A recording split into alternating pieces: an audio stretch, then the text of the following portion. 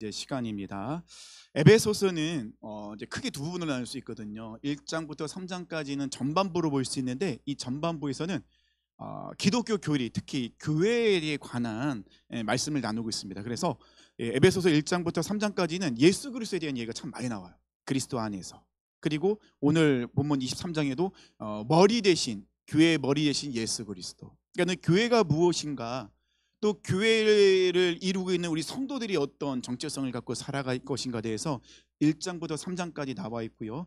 후반부라고 일컫는 4장부터 6장까지는 그리스도인 삶의 실천적인 권면, 실질적으로 우리가 그리스도인으로서 교회를 이루는 그 성도로서 교회의 그 각 지체로서의 그 사명, 실질적으로 그런 것을 어떻게 우리가 삶 속에 실천할 것인가에 대해서 나와 있다는 것이죠. 그래서 에베소 6장 마지막은 영적 전투 가운데 전신갑주를 취하라를 마무리 짓게 된다는 것입니다. 그러니까 우리의 삶은 항상 영적 전투이기 때문에 전신갑주를 반드시 취해야 될 것을, 이제 그것을 마무리로 짓고 있다는 것입니다. 특별히 이 1장에서는 교회의 본질과 그 역사성, 그러니까 신약 교회가 어떻게 만들어졌는지 이런 것들을 다루기 전에 예수 그리스도를 통하여서 구속 사역, 그러니까 구속의 구원의 의미가 무엇인지를 1장에서는 말씀하고 있어요. 17절부터 19절까지 세 가지, 구원의 세 가지 우리가 깨달아야 될 것들, 그러니까 사도 바울이 에베소 성도를 위해서 기도하고 있는 세 가지를, 그러니까 지난주에 우리가 이제 부르심의 소망, 이래서 우리가 말씀을 나눴잖아요. 그 부분을 이제 서론적인 부분을 이야기하다 보니까 약간 말씀이 산만한 것 같기도 하고 조금 어렵게 집중하지 못하는 어려운 부분도 있다는 것입니다. 그런데 집중해 잘 따라오셔야 됩니다. 오늘 17절 말씀 보니까는 우리 주 예수 그리스도의 하나님 영광 아버지께서 지혜와 계시의 영을 너에게 주사 하나님을 알게 하시고, 그러니까는 지혜와 계시의 영은 성령님이라고 지난주에 말씀드렸죠. 이 성령님을 통해서 우리가 하나님을 알아간다는 거예요. 그래서 기독교는 계시의 종교라고 했습니다. 하나님이 알려주셔야 우리는 하나님을 알아갈 수 있다는 거예요.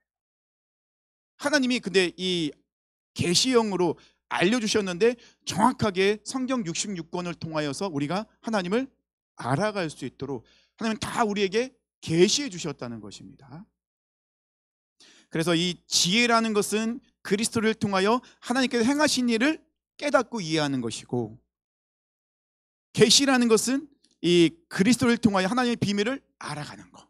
그래서 지혜와 계시는 곧 하나님의 섭리, 이 하나님의 섭리를 깨닫고 믿음으로 고백하고 그 섭리하심 속에 우리가 살아가는 것을 인정함으로 인하여서 하나님을 깊게 경험하는 것들을 지혜와 계시라고 말씀드렸습니다.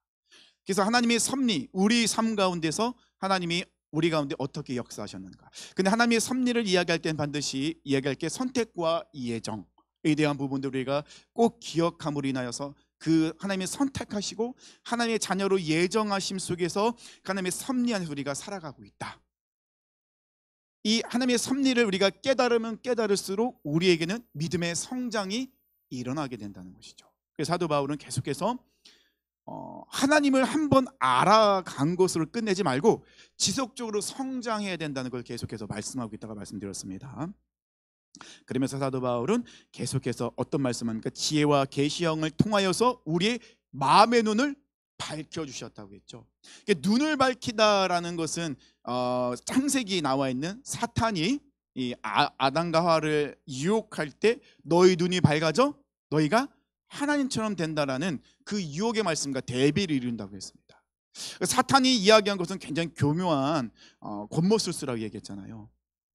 눈이 밝아지는 거, 그들이 선악과를 따먹으면 눈이 밝아져요. 근데 어떤 눈이 밝아집니까? 영의 눈이 밝아지는 것이 아니라 육의 눈이 밝아져서 내가 하나님이 되려는, 하나님을 대적하는 일들이 일어나게 되었다는 것입니다. 그래서 육의 눈에 밝아진 사람은 항상 어떻게 합니까? 하나님을 대적하는 일들이 일어나고 있어요.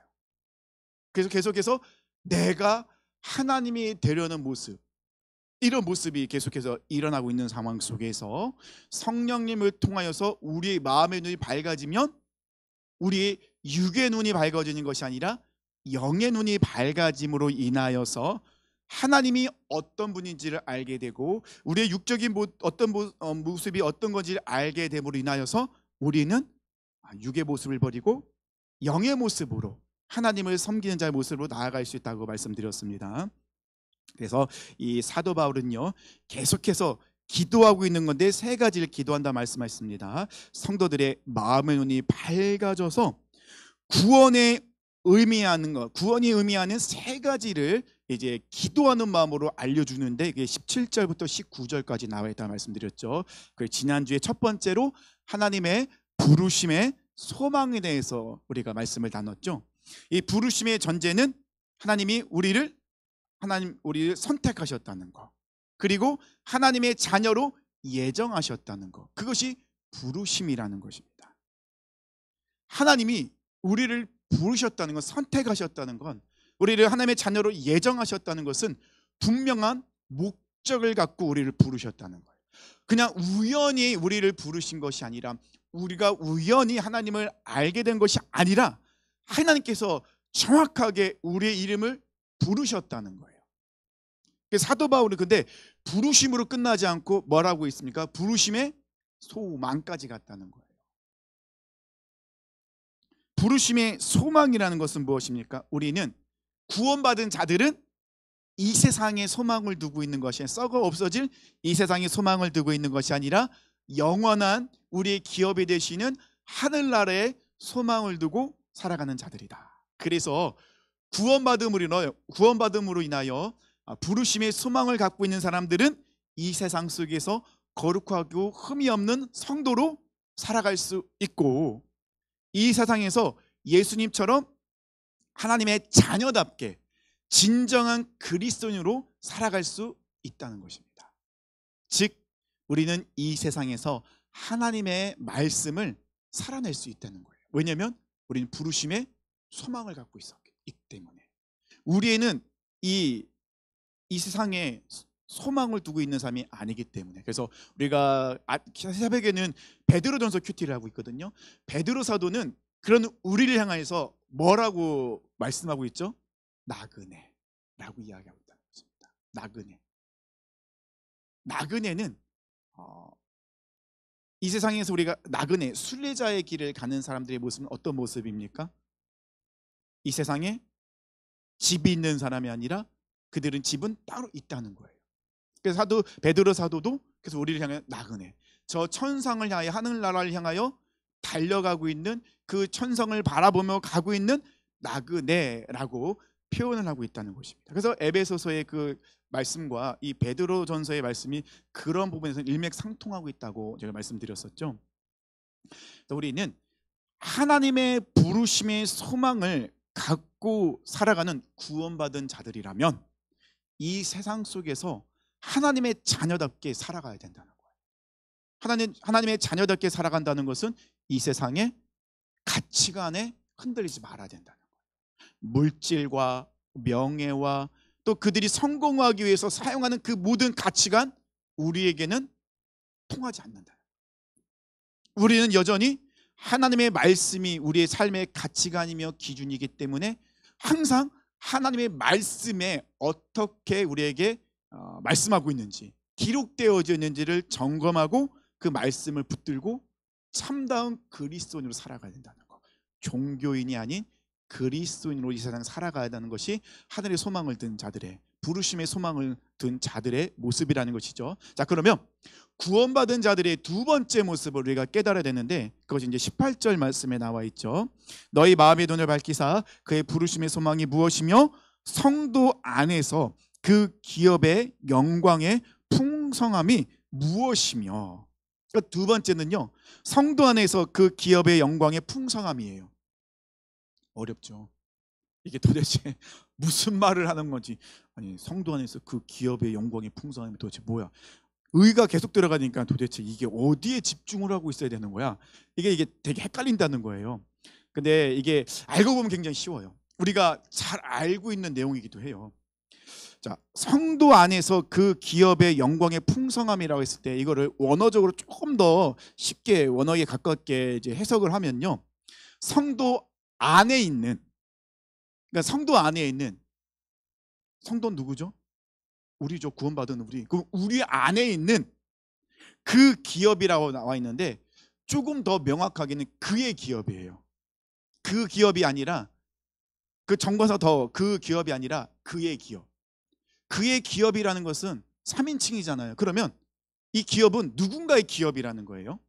근데 그의 기업은 누구의 기업이겠습니까? 하나님의 기업이에요. 그러니까 우리 안에 있는 하나님의 기업의 영광의 풍성함이라는 거예요. 여기 이해되시죠? 그러면 하나님의 기업의 영광의 풍성함이라는 것은 무엇이냐면 정말 쉽게 말씀드리면 우리 자체가 하나님의 기업이라는 거예요. 기업이라는 단어는 이 원어에 보면요, 그 소유물, 상속 재산 이걸 뜻하고 있거든요. 그러니까는 이 18절 두 번째 성도 안에서 그 기업의 영광의 풍성함이라는 것은 무엇이냐면요, 우리 안에는 벌써 하나님의 기업으로서 우리가 그렇게 살아가고 있다는 것입니다. 하나님께서 그것을 우리에게 회복시켜 주셨다. 하나님의 기업으로서 우리는 하나님의 소유 그 자체라는 거예요. 이게 굉장히 중요한 말씀이거든요. 잘 모르겠잖아요. 그래서 말씀으로 그걸 좀 해석해 드릴게요. 고린도전서 6장 19절 20절 말씀 보면요, 고린도전서 6장 19절 20절 제가 읽어 드릴게요. 너희 몸은 너희가 하나님께로부터 받은 바 너희 가운데 계신 성령의 전인 줄 알지 못하느냐. 우리는 성령의 전이래요. 그러면서 너희는 너희 자신의 것이 아니라 값으로 산 것이 되었으니 그런즉 너희 몸으로 하나님께 영광을 돌리라. 하나님께서 값을 지불하시고 우리를 사셨다는 거예요. 그래서 하나님의 기업이 된 거예요.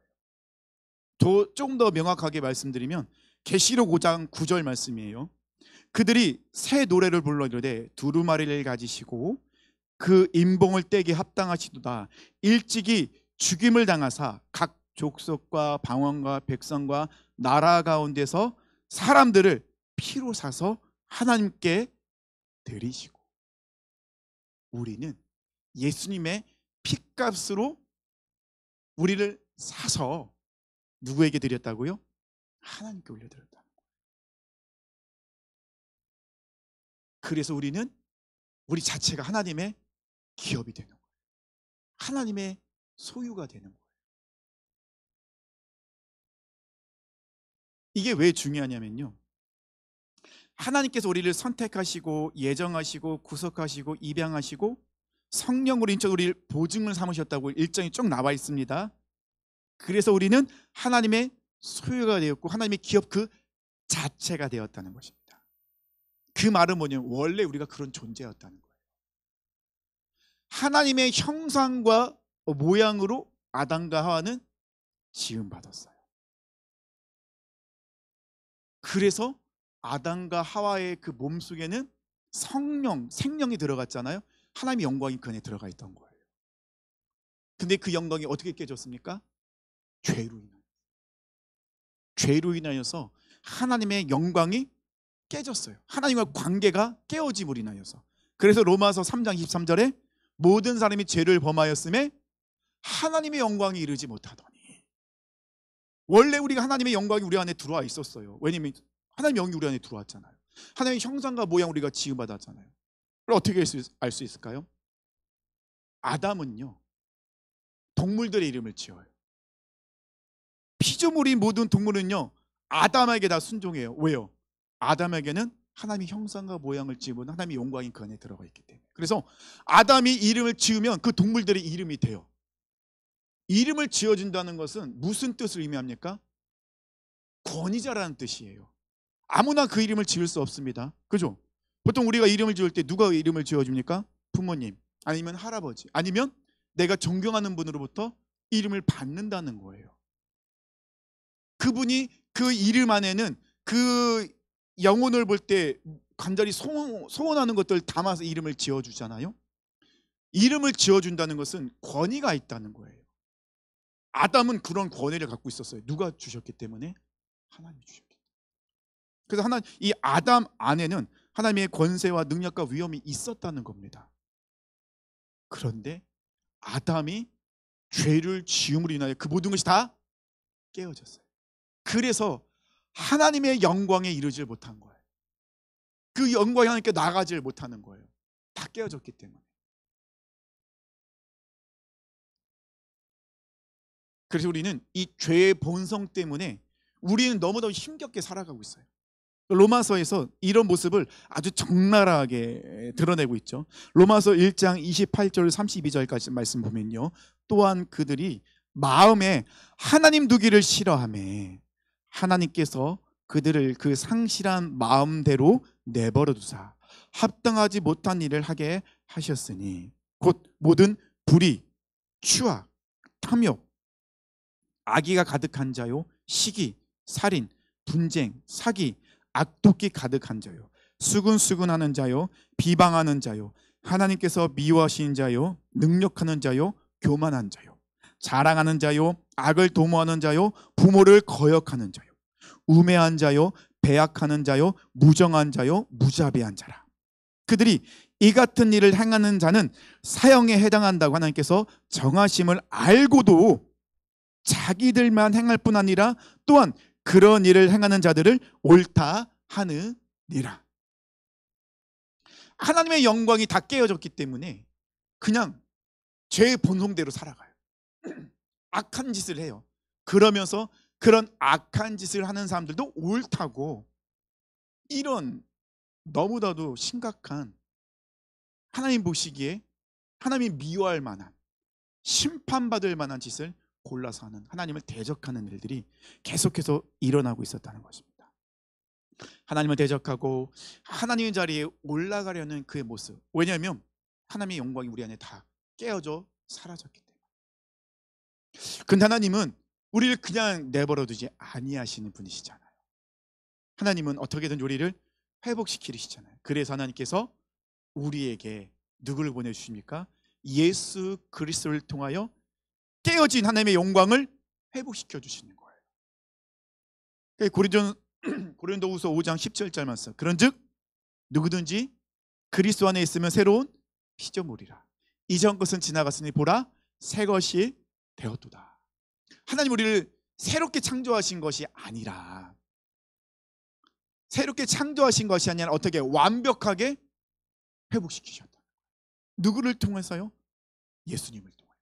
그래서 에베소서는 계속해서 예수 그리스도 안에서 계속 이야기하고 있어요. 왜냐하면 교회의 중심, 교회의 머리는 누구이시기 때문에요? 예수님이기 때문에. 예수님을 통하여 그 모든 회복과 치유가 일어났기 때문에. 그러기 때문에 계속해서 예수 그리스도를 이야기할 수밖에 없다는 것입니다. 예수님을 통하여서 우리가 치유되고 회복됨으로 인하여서 우리는 하나님의 자녀로 이 세상 가운데 살아갈 수 있는 그런 하나님의 사람으로서 승리하며 살아갈 수 있는 그런 모습들이 우리 안에 계속해서 일어나고 있음을 이 에베소서에서는 두 번째로 그렇게 말씀하고 있다는 것입니다. 자, 그러면 하나님의 영광이 회복된 자들에게 나타나는 것이 있어요. 하나님의 영광이 회복된 자들 나타나는 것이 있어요. 어떤 것이 나타날까요? 주일 말씀에 질문을 잘해야 된다고 했잖아요. 저 질문을 던지는 거. 대답을 한번 해보시죠. 하나님의 말씀, 하나님의 그 영광이 회복된 자들에게 맺는 열매가 있죠. 열매하면 딱 떠오르는 게 있겠죠. 네, 성령의 9가지 열매죠. 갈라디아서 5장 22절 24절까지 말씀. 오직 성령의 열매는 사랑과 희락과 화평과 오래 참음과 자비와 양성과 충성과 온유와 절제니 이 같은 것을 금지할 법이 없느니라. 하나님의 영광이 회복된 자들에게는 이런 열매들이 맺혀진다는 거예요. 근데 전에도 한번 말씀드렸지만은 이 성령의 9가지 열매는요 9덩어리로 떨어져 있는 것은 아니라는 거예요. 이게 원문으로 보면은 한 덩어리인 거예요. 한 덩어리. 근데 한 덩어리인데 우리 포도송이를 예를 들면 포도송이가 이제 한 송이인데 나달 돼 있는 부분 있잖아요. 그래서 학자들이 이제 이걸 원문을 해석할 때 사랑이라는 큰 덩어리 안에 그 안에 이제 8가지 열매가 맺혀져 있다라고 이렇게 설명을 한다는 것입니다. 그 말은 뭐죠? 성령의 이 9가지 열매는 한 가지씩만 맺혀지는 게 아니라는 거예요. 우리가 착각하는 경우도 많죠. 이 성령의 9가지 열매면 꼭 나는 온유 열매만 맺히고 있습니다. 나는 인내 열매만 맺히고 있습니다. 이렇게 이야기하는 분들 많이 계시거든요. 성령 열매는 9가지 같이 맺혀지는 거예요. 우리 안에 그런 열매들이 맺혀지는데 그 큰 열매의 큰 거를 감싸는 것은 결국은 사랑이라는 거예요. 사랑이 굉장히 중요하죠. 그래서 고린도전서 12장에 보면은 성령의 9가지 은사가 나와요. 지혜의 말씀의 연사, 지식의 말씀의 연사, 또 믿음의 연사, 능력 행함의 연사, 신유의 은사, 각종 방언, 말함의 연사, 방언 통변 연사, 예언의 연사, 영분별의 연사, 9가지 연사가 나와요. 12장까지는.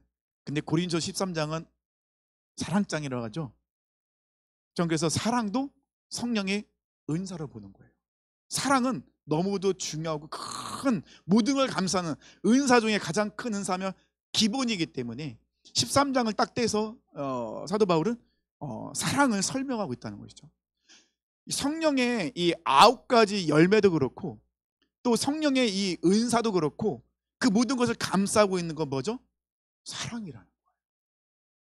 예수 그리스도가 우리를 향한 그 사랑, 하나님 아버지의 사랑이 그 모든 것을 다 감싸고 있다는 것입니다. 사랑이 없으면 아무것도 아닌, 사랑이 없으면 이 성령의 열매들이 맺혀지기가 어려운 거예요. 사랑이 없으면 성령의 은사들도 나타나기가 어려운 거예요. 가장 기본이며 가장 중요한 것이고 완성은 사랑으로 시작해서 사랑으로 끝나는, 하나님이 우리를 향한 그 모든 것이 바로 사랑으로 시작해서 사랑으로 끝나는 그런 모습이 나타나 있다는 것입니다. 사랑은 선택이 아닙니다. 저에게는 하나님이 사랑의 은사를 안 주셨으면 아니에요. 우리는 기본적으로 하나님께 사랑을 받았고 그 사랑을 흘려보내는 자들이에요. 사랑은 기본적으로 우리가 다 갖고 있는 것이고 단지 우리가 그것을 인식하지 못할 뿐이라는 것이죠. 사랑이 없으면 이 모든 것을 할 수가 없어요. 가장 하나님이 우리를 그렇게 구원하신 것도 그 가장 밑바닥에 깔려있는 게 뭐죠? 하나님의 사랑. 그러면서 24절 이야기하죠. 그리스도 예수의 사람들은 육체와 함께 그 정욕과 탐심을 십자가에 못 박았느니라. 우리가 하나님의 형상과 깨어진 하나님의 형상과 모양, 하나님의 영광이 회복되기 위해서는 반드시 어디로 나가야 된다고요? 십자가 앞으로 나가야 된다. 그래서 교회에서 가장 중요한 것은 십자가입니다. 그냥 상징성으로 이야기하는 게 아니에요. 우리가 목걸이를 걸고 다니고 뭐 차에 걸고 이거는 액세서리가 아니라는 거예요. 십자가는 우리의 정체성이고 십자가는 능력이고 십자가는 사랑이고 십자가는 우리 삶의 해답이에요. 십자가는 완성이라는 것이죠. 그렇기 때문에 우리는 날마다 십자가만을 자랑할 수밖에 없는 거예요. 그리고 십자가 앞으로 매일 나가야 되고 십자가에서 매일 죽어야 되고, 내가 죽어야, 여기도 나와 있잖아요. 십자가에 죽어야지 육적인 것이, 정욕과 탐심이 다 죽는다. 그러니까 내가 죽는다는 것은 내가 십자가에 나가는 것이고 못 박는 거예요. 나는 죄인이고 나는 아무것도 할 수 없는 연약한 존재이지만 예수님이 내 안에 계시며 예수의 영으로 충만해지면 나는 다 할 수 있습니다. 예수님이 내 안에 계시기 때문에. 이런 모습이 하나님의 기업인 성도의 모습이라는 것이죠. 구원받은 하나님의 사람들의 모습이 이런 모습이라고 말씀하고 계시는 거예요. 하나님은 그리스도 안에서 우리를 선택하여 부르셨어요. 그리고 하나님의 자녀가 되도록 예정하셨어요. 그리고는 그 안에 하나님의 영광을 부어주셨다는 것입니다. 이 하나님의 영광이 우리 안에 있다는 것은 무엇과 또 연관이 되면요, 예배와도 연관이 있어요. 아까 우리가 말씀드렸잖아요. 하나님이 성령이 우리 안에 계심으로 성령의 전이라고 이야기하고 있잖아요. 그러면 예배는 어떤 게 예배라고 했죠? 우리가 무엇을 받는 시간이 예배가 아니라고 했습니다. 예배는 하나님께 나의 모든 것을 올려드리는 시간. 하나님께서 그것을 받으시고 우리 가운데 임재하신 시간. 그러면 예배의 가장 중요한 건 뭐죠? 하나님께 영광 올려드리는 거. 근데 어떤 사람이 하나님께 영광 올려드릴 수 있을까요? 영광이 회복된 자들. 하나님의 기업, 하나님의 소유물이 된 우리 안에 하나님의 영광을 회복시켜 주셨으니 우리는 예배 시간에 너무나도 자연스럽게 하나님의 영광을 구하고 하나님의 영광을 드러내는 그런 모습이 예배 시간에 일어나다는 것입니다. 근데 하나님의 영광이 회복되지 않는 사람들은요, 이 예배 시간 하나님을 만나기가 어려워요. 만날 수가 없어요. 왜냐하면 이 회복이 되지 않았기 때문에. 그래서 굉장히 예배 시간이 신기한 거예요. 굉장히 신비롭다는 것입니다. 하나님은 우리가 무엇을 해서 우리 가운데 회복시키시고 우리를 보시고 기뻐하시는 것이 아니라는 것입니다. 우리가 하나님의 예수 그리스도를 통하여 하나님의 그 기업 자체가 되었기 때문에 하나님은 우리를 보시고 기뻐하시고 즐거워하신다 말씀하고 있다는 것입니다. 그래서 스바냐 3장 17절 말씀 다 아시죠? 찬양 가운데 있잖아요. 너희 하나님 여호와가 너희 가운데 계시니 그는 구원을 베푸실 전능자이시라. 그가 너로 말미암아 기쁨을 이기지 못하시며 너를 잠잠히 사랑하시며 너로 말미암아 즐거이 부르며 기뻐하시리라 하리라. 그 전능하신 하나님이, 그 구원을 베푸신 전능하신 하나님이 우리를 보시면서 뭐라고요? 기쁨을 이기지 못하신대요. 그 말은 뭐죠? 너무 기쁘다는 거예요. 우리를 볼 때마다 하나님은 막 가슴이 쿵당쿵당 뛰고 우리를 기다리신다는 거예요. 왜요? 우린 너무도 소중한 존재이기 때문에, 하나님이 기뻐하시는 자이기 때문에. 그렇잖아요. 우리는 사랑하는 사람을 우리가 얼마나 기다립니까? 저도 이제 가은이가 지금 기숙사 생활을 하잖아요. 가끔 오면은 기다려지는 거예요. 얼굴도 보고 싶고 빨리. 근데 이 녀석이 이제 저희가 포항역에 나가 있으면 장난쳐요. 아닌 척하고 이렇게 돌아가요. 아빠 막 놀린다고 이렇게 마스크 쓰고 모자 푹 눌러 쓰고 이제 이렇게 아닌 척 못 알아보겠자고 빨리 가요. 근데 부모님이 못 알아볼까요? 걸음걸이만 봐도 뭐 알거든요. 왜냐하면 내가 사랑하는 사람이기 때문에. 변장을 하고 그래도 알아봐요. 왜냐면 제 간이 같은데 느낌이 온다는 거예요. 우리가 그런 존재거든요. 하나님 보시기에. 그래서 우리는 하나님이, 그러니까 사도 바울은 그래서 우리가 너희가 어떤 존재인지 아냐. 구원받았다는 것은 그냥 죄로 해방되면 끝난 게 아니다. 하나님이 너희를 하나님의 기업으로 삼으셨다. 너희는 그냥 하나님의 기업 그 자체다. 그러니 하나님께서 너희를 볼 때마다 얼마나 기뻐하시겠냐. 하나님이 너희를 얼마나 기다리시겠느냐. 그러니까 예배 시간은요, 하나님이 우리를 기다리시고 계신 거예요. 그래서 예배 시간 늦으시면 안 돼요.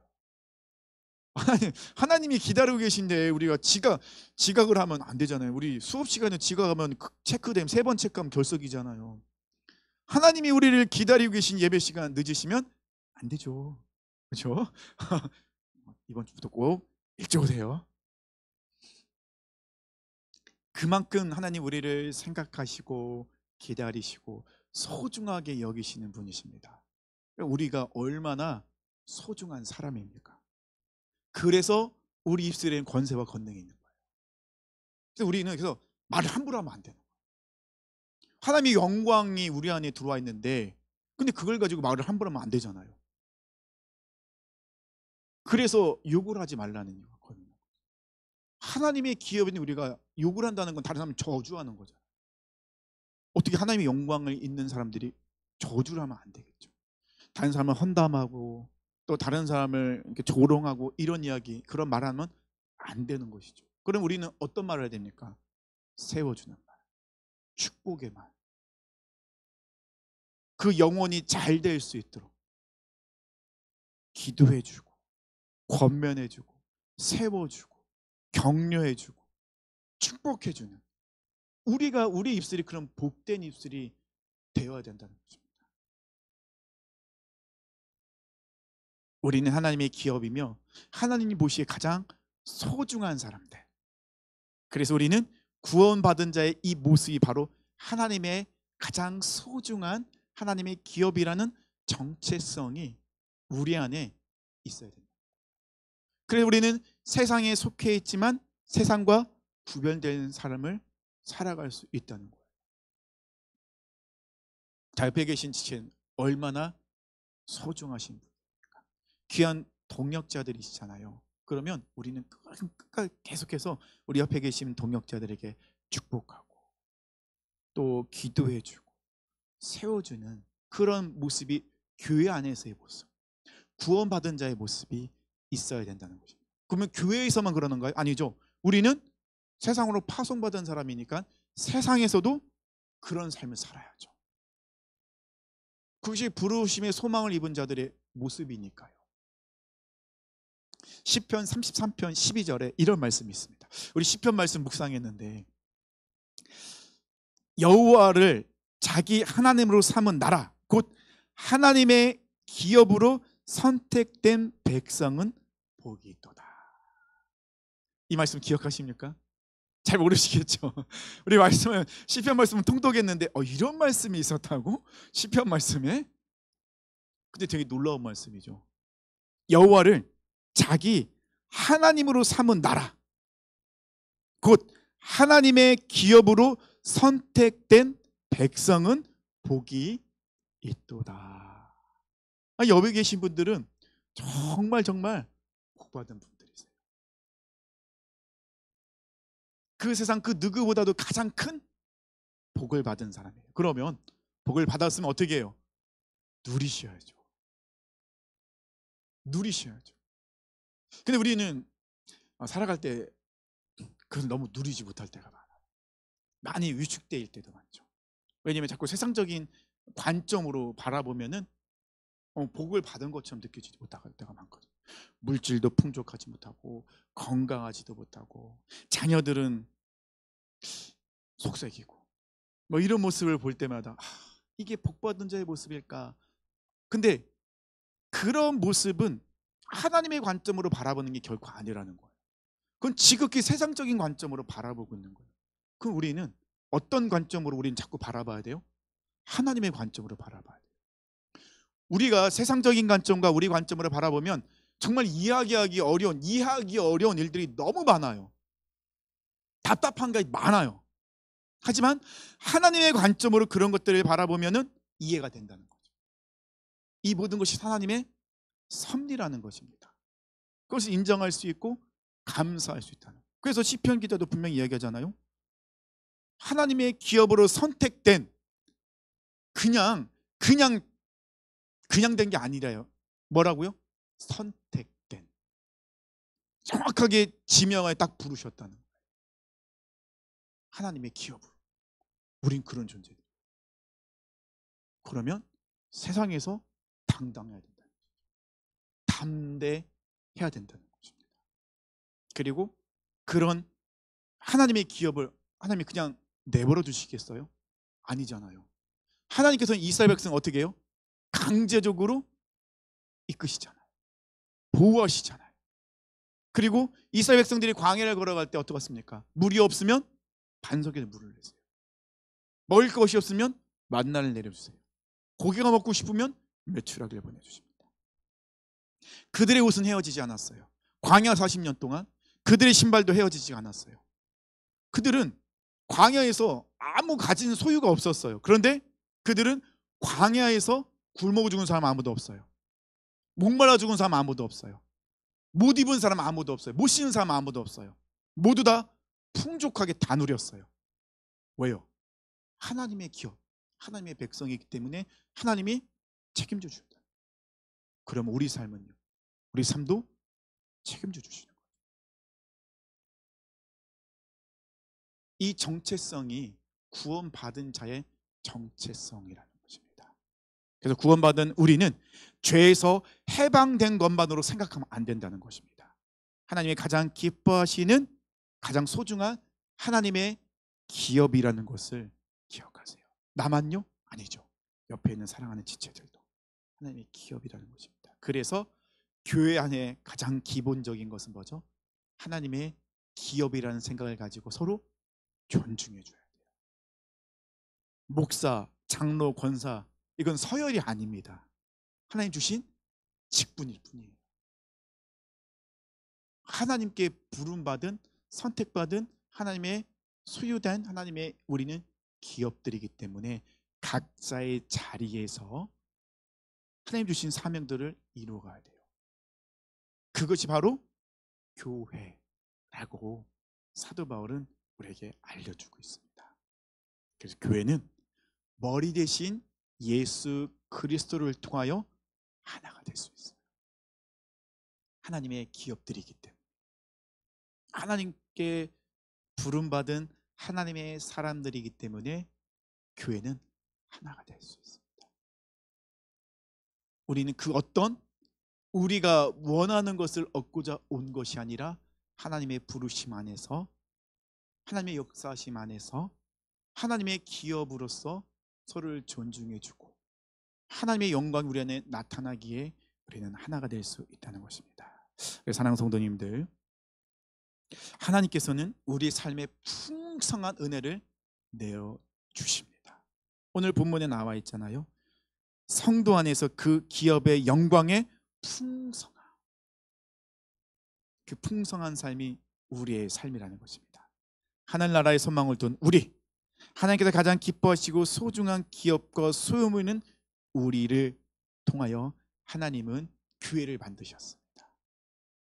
그 교회를 통하여 이 세상에 하나님의 나라가 확장되도록 우리가 이 세상에서 하나님의 나라를 살아가도록 명령하셨어요. 이끄셨습니다. 우리 사랑하는 성도님들, 세상 한가운데서 정말로 세상과 구별된 하나님께서 통치하시고 다스리시는 하나님의 기업으로서 하나님 주신 풍성한 은혜 가운데 승리하시길 축원합니다. 우리 찬양하며 기도하며 나가길